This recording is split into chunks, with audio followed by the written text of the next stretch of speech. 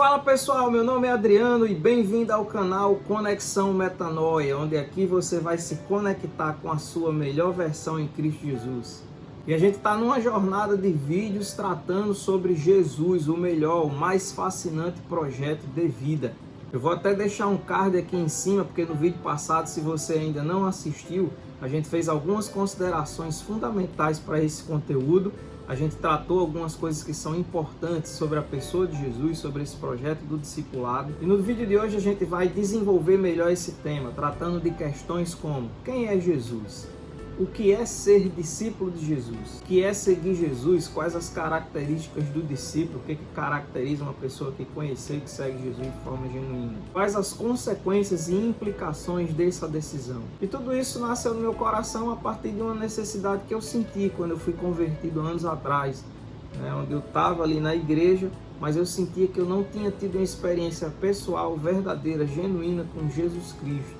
E que isso é o que ia dirimir as dúvidas, as inseguranças que eu tinha com relação a essa questão. Se eu estava seguindo uma igreja, uma religião, ou se de fato eu estava seguindo Jesus, um Jesus que não é só letra morta, um escrito que está num determinado livro, mas um Jesus que viveu, que foi histórico e que ressuscitou, e que é verbo vivo na vida daquele que o busca. Inclusive vendo sobre alguns artistas, Elvis Presley, a Amy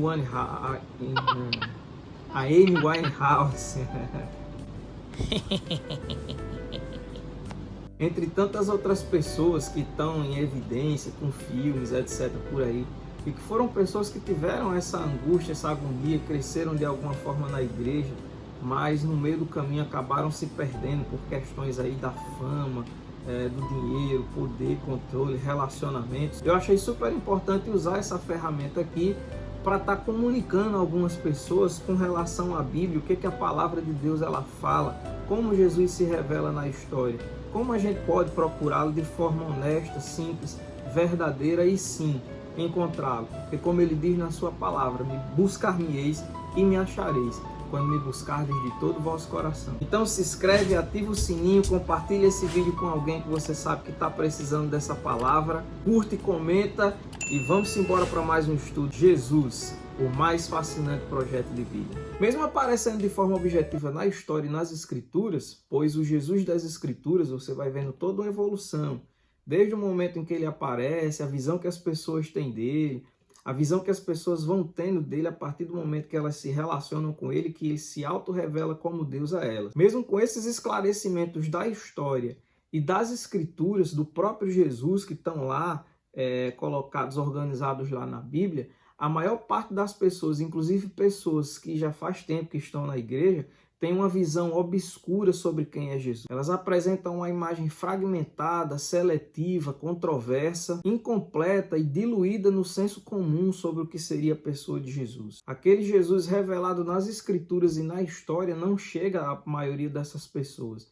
Seja por uma distorção de algum local onde ela frequenta, alguma deturpação da imagem de Cristo, seja por leituras erradas, distintas, toscas que ela está fazendo em outras fontes que não tem nada a ver com a fonte original de quem conviveu com Jesus, seja por especulações filosóficas que as pessoas vão fazendo aí de todas as formas, seja por uma perspectiva da própria religião popular, esse conceito da religião popular, ou seja, de pessoas que entram na igreja, mas mesmo ouvindo o evangelho, lendo a palavra, mas elas vão montando Jesus como um quebra-cabeça a partir da sua subjetividade, das suas interpretações, as mais loucas possíveis e as mais incompletas possíveis.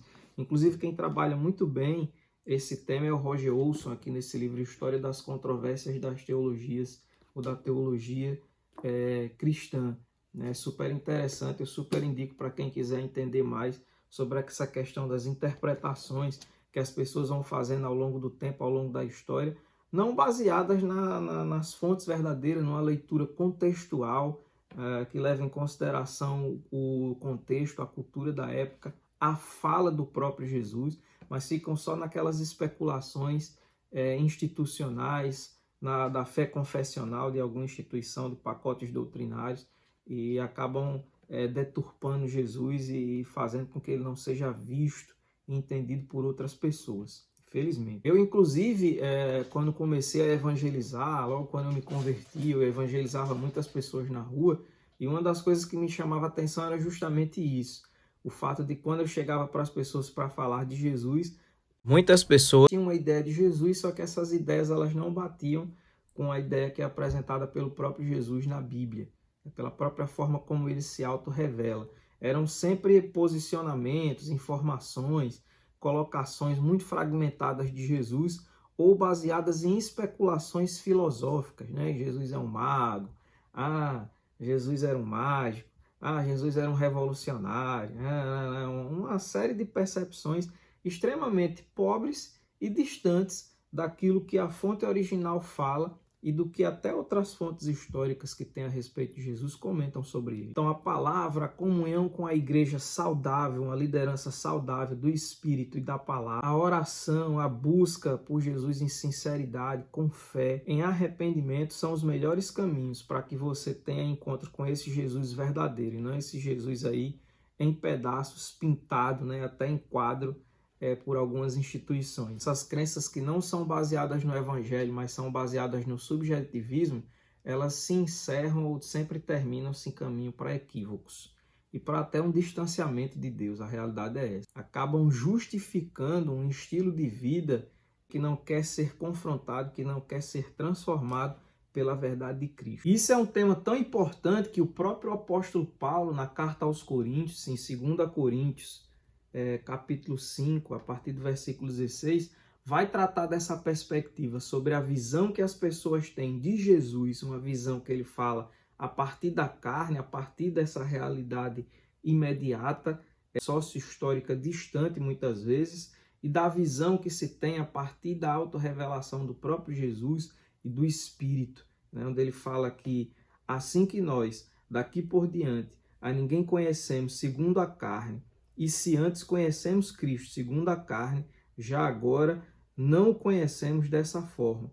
E assim, se alguém está em Cristo, é nova criatura. As coisas antigas já passaram, eis que se fizeram novas. Ou seja, quando você tem essa auto-revelação de Jesus, essa auto-revelação através do Espírito Santo, o seu olhar para as coisas, para as pessoas, para a natureza, inclusive para Jesus, é diferente. As escamas caem dos olhos e você passa a ver num nível espiritual. Você não olha somente com a perspectiva humana, mas você passa a ver agora com a auto-revelação, com a graça, né? Com a ação sobrenatural de Jesus na sua vida. Então, pessoal, hoje nós vimos algumas características introdutórias sobre como Jesus é apresentado na Bíblia. Então não esquece de curtir, de comentar, de compartilhar, de mandar esse vídeo aí para os teus amigos, aí para o pessoal que você acredita que vai achar interessante esse tipo de conteúdo. E até o nosso próximo vídeo.